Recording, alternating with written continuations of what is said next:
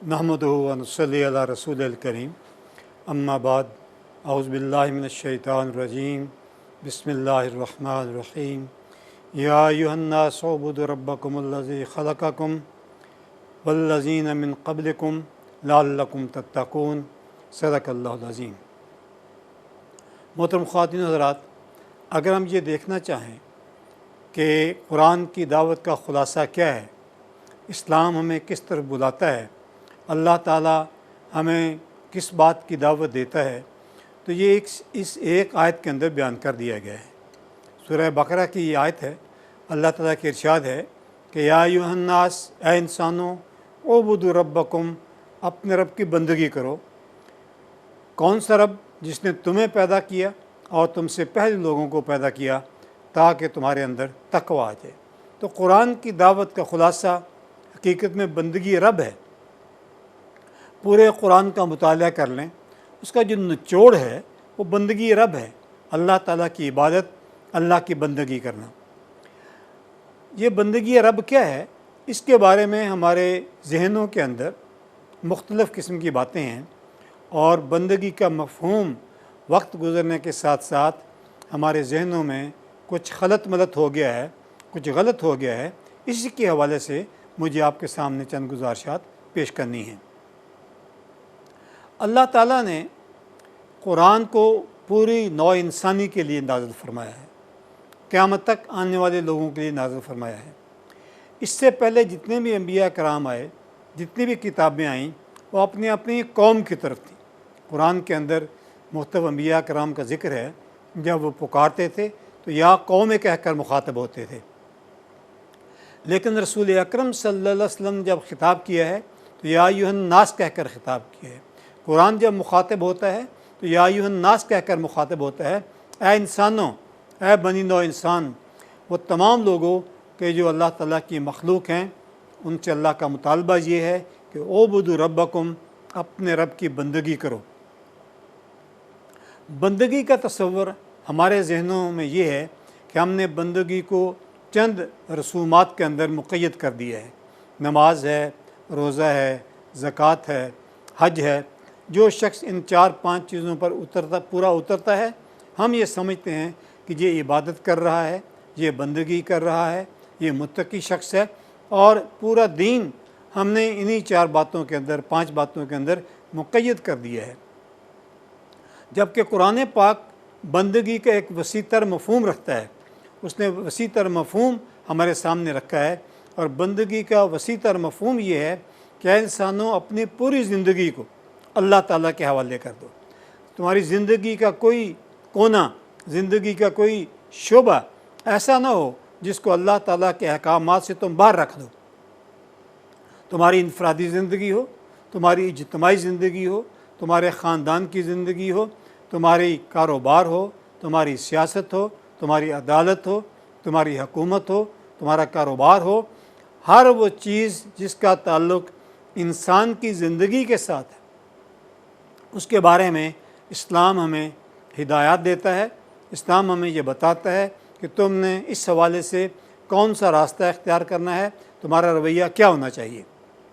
तो इस आयत के अंदर अल्लाह ताला ने जो बंदगी का हुक्म दिया है कि अपने रब की बंदगी करो, इसका मफ़हूम हमें समझ लेना चाहिए। सबसे पहली बात जो मैंने अर्ज़ की वो ये है कि ये पूरी नौ इंसानी से ख़िताब है। क़यामत तक आने वाले लोग जो हैं इसके मुखातब हैं और उनसे मुतालबा ये है कि वो उस रब की बंदगी करें जिसने उन्हें पैदा किया है। हमारा जो तसव्वुर है उसमें गलती ये है कि हम चंद बातों को अल्लाह ताला की मर्ज़ी के मुताबिक करते हैं और ज़िंदगी के बाकी शोबों को अपनी मर्ज़ी के मुताबिक बसर करने की कोशिश करते हैं। हम नमाज तो पढ़ते हैं, रोज़ा तो रखते हैं, हज और ज़कात का भी इंतज़ाम करते हैं, लेकिन हमारा ख़ानदान किस तरह तरतीब पाएगा, हमारे निकाह के रस्म व रवाज क्या होंगे, हमारे शादी ब्याह के रस्म व रवाज क्या होंगे, हमारे घर में कोई फौत हो जाए फिर हमें क्या करना है, हमने अपनी औलाद की तरबियत किस तरह करनी है, हमने कारोबार कैसे करना है, हमने अदालत कैसे चलानी है, हमने सियासत कैसे करनी है। ये जो शोबे हैं ज़िंदगी के, इनको हमने दीन से निकाल कर दुनिया का हिस्सा बना दिया है। जबकि इस्लाम دین اور دنیا کی یکجوئی کا جو ہے وہ مدعی ہے کہ دین اور دنیا ایک ہی چیز ہے، ان کو فرق نہیں کیا جا سکتا، دین کو دنیا سے علیحدہ نہیں کیا جا سکتا۔ جب ہم اپنی دنیا کو دین سے علیحدہ کر لیتے ہیں تو دین کا کام جس کو ہم دین سمجھتے ہیں اس کو اللہ اور اللہ کے رسول کے حکم کے مطابق کرنے کی کوشش کرتے ہیں، جس کو ہم دنیا سمجھتے ہیں اس کو دنیا کے رسم و رواج کے مطابق کرتے ہیں۔ چھوٹی سی مثال ہے کہ ہم نماز پڑھتے ہیں، نماز کو پڑھنا سیکھنے کی کوشش کرتے ہیں، ہم یہ سمجھتے ہیں کہ دین ہے، دین کا حصہ ہے، اس کو دین کے مطابق کرنے کی کوشش کرتے ہیں۔ شادی بیاہ کو ہم دنیا سمجھتے ہیں، اس کو ہم دنیا کے رسم و رواج کے مطابق کرتے ہیں، اس کے اندر وہ تمام خرافات جن سے اسلام نے منع کیا ہے ہم ان خرافات کو اس کے رسم و رواج کے اندر شامل کر دیتے ہیں۔ یہ مہندی کی رسم ہے، یہ جو نکاح کے اندر اتنا خرچہ کرنا ہے، یہ جو بڑی بڑی دعوتیں ہیں، یہ تمام چیزیں وہ ہیں جن کا دین سے کوئی تعلق نہیں ہے، جن کا بندگی سے کوئی تعلق نہیں ہے، کیونکہ ہم نے اس کو دین سے علیحدہ کر لیا ہے، اس لیے اس کو اس کے مطابق کرنے کی کوشش کرتے ہیں۔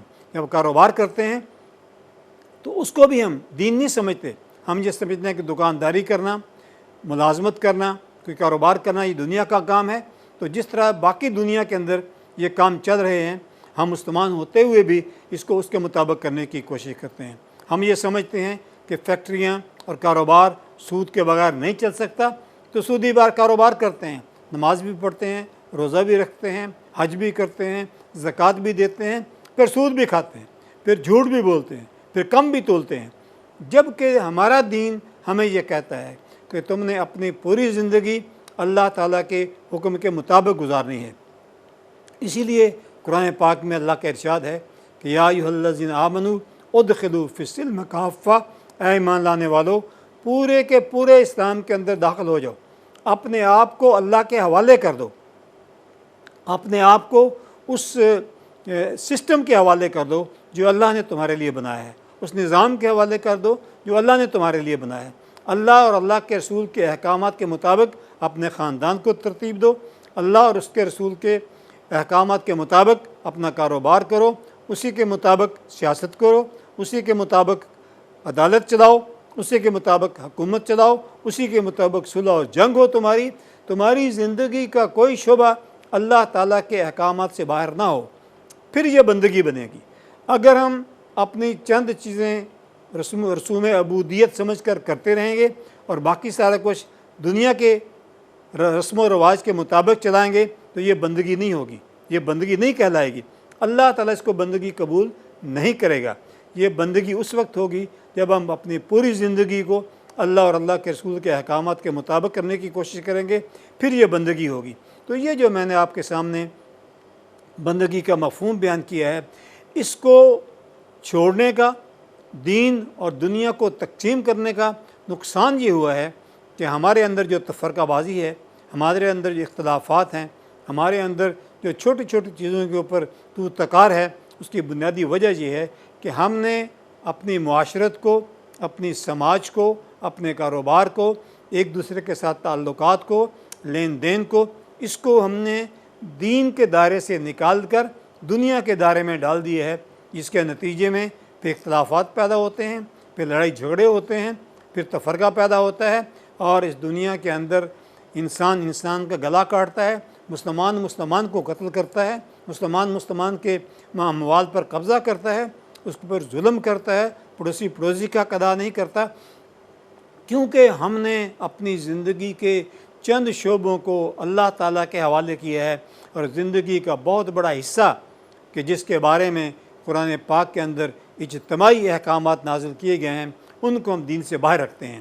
تو بندگی کا مفہوم یہ ہے کہ اے انسانوں، اپنے اس رب کی بندگی کرو جس نے تمہیں پیدا کیا ہے، تم سے پہلے لوگوں کو پیدا کیا ہے، تاکہ تم تقوی اختیار کر سکو، اللہ تعالیٰ تم پر اپنی رحمتیں نازل فرمائیں۔ تو اللہ تعالیٰ سے دعا ہے کہ ہم بندگی کے مفہوم کو اچھی طریقے سے سمجھ جائیں، اس کے اوپر عمل کریں، تاکہ اللہ تعالیٰ ہم سے راضی ہو جائے۔ وما علینا الا البلاغ۔